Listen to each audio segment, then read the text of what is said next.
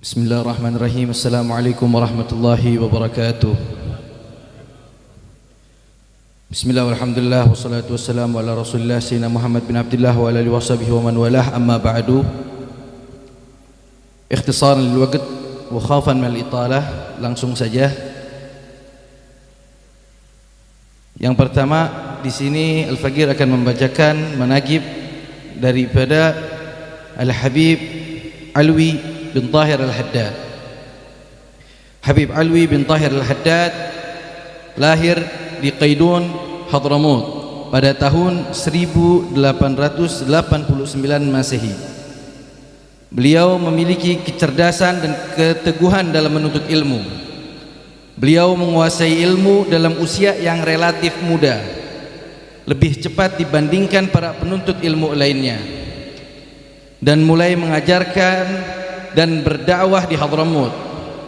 Kemudian ia menggembara dan berdakwah ke beberapa negara Afrika hingga ke Pulau Jawa. Adapun nasab beliau yaitu Al-Habib Alwi bin Tahir bin Abdullah bin Taha bin Abdullah bin Taha bin Umar bin Alwi bin Muhammad bin Ahmad bin Muhammad bin Alwi bin Ahmad Al-Haddad, dan seterusnya hingga bersambung kepada datuk beliau baginda Nabi Muhammad sallallahu alaihi wasallam. Habib Alwi bin Tahir Al-Haddad adalah salah satu tokoh yang mempunyai peranan penting dalam proses pendirian Rabitah Alawiyah dan Darul Aitam, seperti yang disebutkan dalam kitab Rihlatul Asfar. Untuk menata dan menggerakkan cabang-cabang Rabitah Alawiyah yang ada, beliau sebagai pengurus pusat bersama Al-Habib Muhammad bin Abdurrahman bin Syahab dan Habib Abu Bakar bin Abdullah Al-Attas melakukan perjalanan ke daerah-daerah dan berjumpa dengan pimpinan dan anggotanya.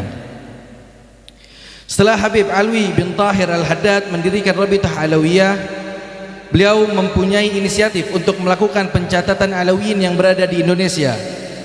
Pada tanggal 10 Maret 1932, Rabitah Alawiyah dengan resmi membentuk Maktab Daimi, yaitu lembaga otonom yang mempunyai tugas memelihara dan mencatat sejarah dan silsilah keturunan Rasulullah sallallahu alaihi wasallam yang tersebar di berbagai penjuru Indonesia.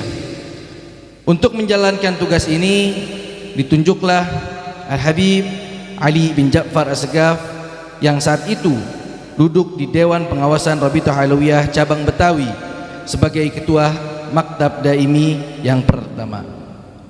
Beliau juga terkenal sebagai seorang penulis yang hebat dan sejarawan yang suka meneliti. Jika berbicara tentang suatu persoalan, beliau memaparkan dari segala segi dan menguatkan dengan dalil-dalil akli dan nakli. Salah satu karya daripada Al-Habib Alwi bin Tahir Al-Haddad yang sangat terkenal di Asia Tenggara adalah buku yang berjudul Sejarah Masuknya Islam di Timur. Jauh ia juga pernah mengarang kitab yang membahas mengenai garis keturunan Nabi Muhammad SAW. Dalam kitab tersebut ialah perkataan yang merinci pada keseluruhan sejarah Hadramut. Pada tahun 1957 ia menulis tentang tahapan awal kedatangan para habaib ke Indonesia. Beliau juga membuat berbagai karangan dan kajian-kajian di berbagai surat kabar. Topik yang dibahas selalu berkaitan dengan kemasyarakatan, politik Islam, akidah Islam, sejarah Islam, dan fatwa Islam. Pada tahun 1934 Kesultanan Johor Malaysia memilihnya untuk menjabat sebagai mufti menggantikan Habib Abdul Qadir bin Muhsin Al-Attas. Beliau menjabat mufti kerajaan Johor dari tahun 1934 hingga 1961. Beliau wafat pada 14 November tahun 1962 atau tahun 1382 Hijriah, dan dikebumikan di tanah perkuburan Mahmudiyah Johor Bahru, Malaysia. Selanjutnya manaqib daripada Sahibul Haul Al-Habib Ali bin Ja'far As-Segaf. Habib Ali bin Ja'far As-Segaf lahir di Palembang, Sumatera Selatan, tepatnya pada tanggal 22 Rabiul Awal 1307 Hijriah atau 16 November 1889 Masehi. Beliau dibesarkan di bawah asuhan dan pengawasan kedua orang tuanya. Adapun kakeknya yaitu Habib Syekh bin Segaf bin Ahmad As-Segaf dikenal sebagai orang yang alim, ahli ibadah dan terhormat di masanya. Dalam pengelompokan nasab keluarga, beliau termasuk dalam cabang Al-Ahmad Maula Maryamah.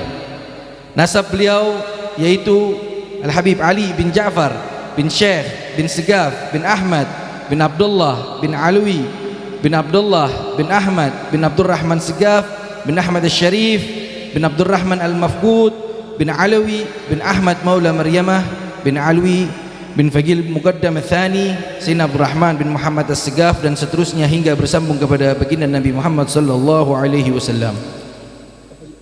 Adapun Habib Ali bin Ja'far menghabiskan masa kecilnya di Palembang.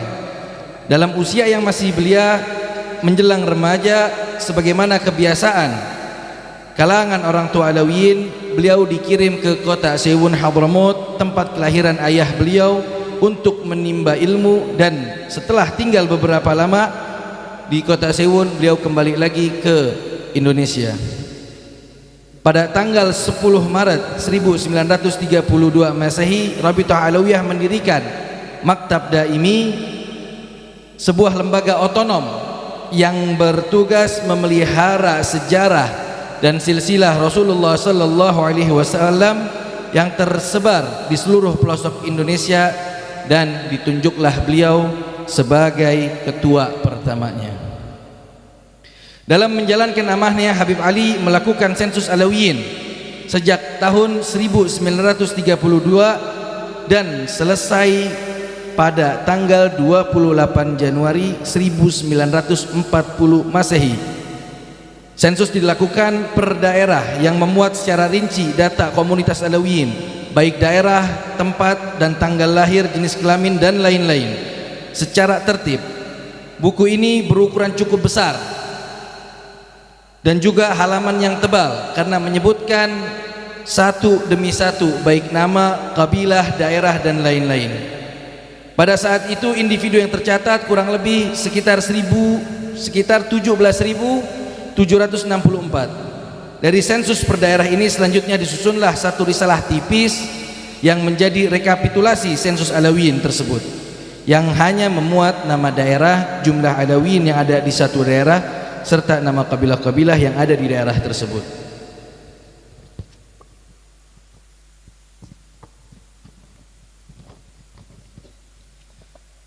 Adapun Habib Ali bin Ja'far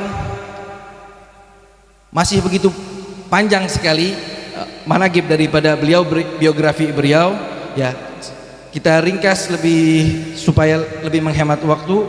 Bagi orang yang telah mengetahui sosok asli beliau, tidak diragukan lagi pujian akan disematkan kepada beliau, yang mana pujian ini dilakukan atau dilantunkan oleh yang pertama Mufti Johor daripada Al-Habib Alwi bin Tahir Al-Haddad dalam kitab Al-Madkhal ila Tarikh Al-Islam fi Syarq Al-Aqsa pada halaman 247, dan oleh Al-Habib Ali bin Husain Al-Attas atau yang kita kenal sebagai Habib Ali Bungur.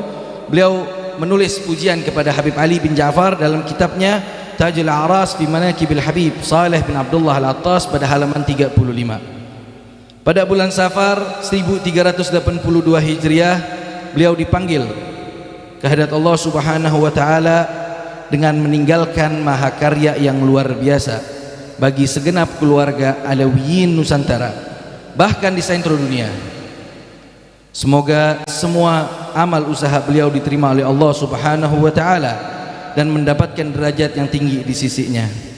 Jenazah mulia beliau dimakamkan di perkuburan karet wakaf yang sekarang masuk dalam kompleks sekolah Said Naum Tanah Abang, yang kemudian dibongkar dan dipindahkan di masa Gubernur DKI Ali Sadikin ke perkuburan umum karet. Sampai saat ini makamnya tidak diketahui letak pastinya karena saat pembongkaran makam keluarga beliau tidak diajak untuk berunding. Mungkin ini adalah bentuk sifat beliau yang mana pada masa hidupnya tidak mau dikenal oleh orang banyak, sehingga pada masa tiadanya beliau menghindar dari sifat ketenaran. Itu seperti yang diwariskan oleh baginda Nabi Muhammad sallallahu alaihi wasallam. Semoga kita bisa mengambil pelajaran dari beliau-beliau yang kita baca manakibnya pada hari ini, dan Allah jaga kita untuk terus berada pada tariqah beliau-beliau. Amin ya rabbal alamin. Walafu minkum. Wassalamualaikum warahmatullahi wabarakatuh.